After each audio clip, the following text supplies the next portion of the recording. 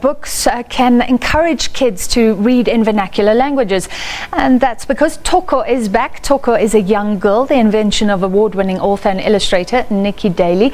She first came into life in Hooray, Thoko. Now she's featured in the second Thoko book, Sharp Sharp. Niki Daly joins us from our studios in Cape Town. Thank you for joining us, Mr. Daly. Tell us how you first imagined up Thoko. Hi there. Well, Thoko started by being a story which Niki Daly commissioned. The first one was a Kiss and a Gold Star for Thoko. I wrote a couple of Thoko stories, and then it seemed quite right that they should be put into a book form so that children could enjoy them, because Niki Daly, of course, publishes their books in newspaper supplements. So it was a very nice way of collecting a collection together and putting them in this book form. This is the first Thoko book, Hooray Thoko, that came out last year, and this one has just been published, Sharp Sharp Thoko. And there are 4 individual stories about Thoko. The book is in the format of a chapter book, but in fact it doesn't run from chapter 1 to chapter 5. It has 4 separate stories about Thoko. Yeah. And the age group is really, I suppose, grade 1, 2, and 3. So I've read Sharp Sharp, and she's fun. How would you describe Thoko, and what are you trying to achieve with her character? Well, I think she's pretty resourceful, and she's faced with issues. I mean, many children are faced with issues where they've got to make a choice one way or the other, and this is pretty much what Thoko is faced throughout, the various stories. And to me, she always seems to make the right decision for herself. She has her goga and her mum, who also have a part to play in her life. But Thoko usually shows that she's quite an independent thinker, which I like. Yeah.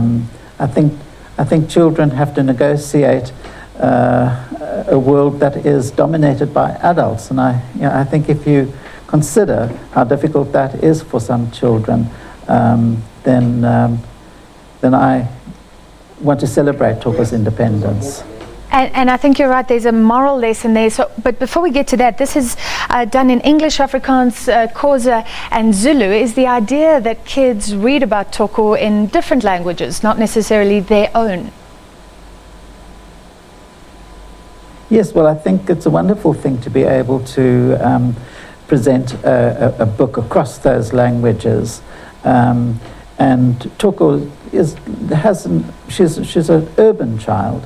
And so many children can identify with her, walking around a suburb, going to shopping mall and that kind of environment, which she finds herself in school and so on. She's very typical, I think, of a little girl her age. And is there any difference in the way you write if you're writing for translation?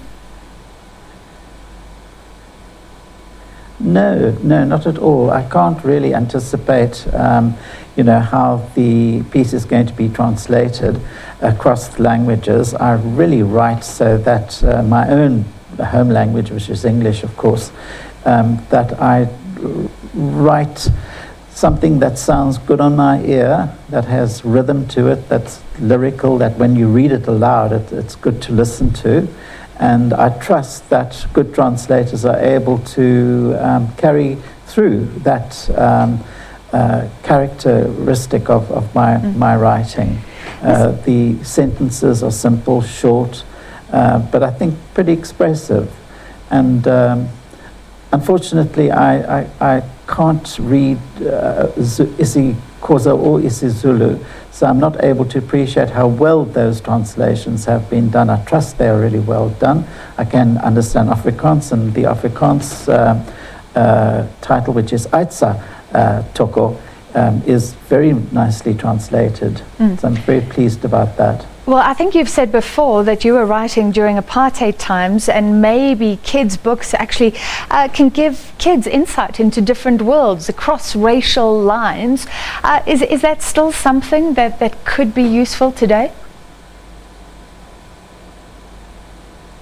I'm not so sure about that. I mean, I'm forward-looking, and I have done books which have reflected socio-political climates, since 1994, and what I really like about writing now is that I think most children are enjoying a sense of optimism, freedom, that they have lots of opportunities, all of them, and I think life is just very much better now for children than it was when I started out writing for Not So Fast Songololo, for instance.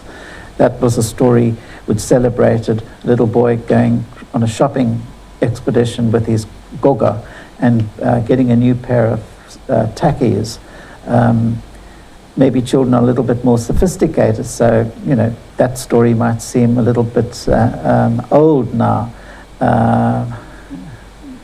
Yes, one has to sort of tune into the zeitgeist of and how children are living today, which is different. There's technology which today's children have access to, which they didn't have access to 20 years ago. It does look at things. I mean, one of the scenes is Thoko going to the library to take out her first book. So let's just look at that. Are you trying to encourage reading as well? Yes. I mean, I was motivated by the actual storyline, the idea of a book that's being enjoyed so much that it actually changes hands before it can get back to the library. I thought that was quite a funny storyline, but in doing that, I think I pleased a lot of librarians. In fact, the librarian who features in Thoko's first library book, her name's Nadia, and she happens to be the head librarian at Weinberg Library. She was a librarian who I met many years ago and admired because of the way she ran her library. So it's a little bit of a homage to Nadia. And I know that libraries are wonderful places for children to enjoy. And they are free. And I would like children to, and parents especially, to take children to make the most use of the library, especially those parents who can't afford to buy books. To become members of the library so that their children can be part of what is a wonderful culture of reading. We all know that literacy is a key to future education and development for children. It's very, very important. And besides being able to read, I think being able to love books is a very precious thing to instill in a child. I think all of us who do enjoy books and know how important they can be in our lives, we just want to share that love and that joy and that richness with other people. So on that, Mr. Daly, Jacana, the publisher, has the Kanisa Book Project, and I got some information of that site. Only 21% of schools have adequate libraries in this country. Does that make you incredibly sad? It does make me very sad.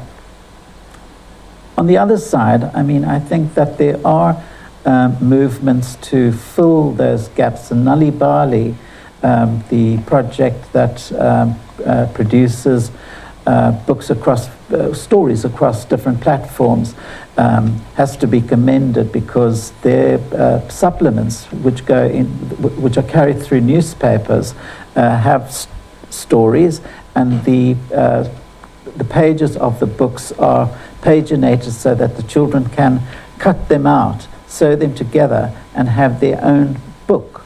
And that means that children who live in rural areas where there might be a newspaper circulating will have a book for the first time in their lives. They will be able to hold and read a book in their own language.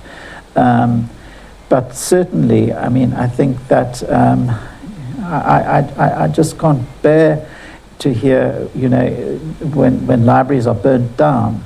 It really sort of just pains me to think of what a loss that is to a community.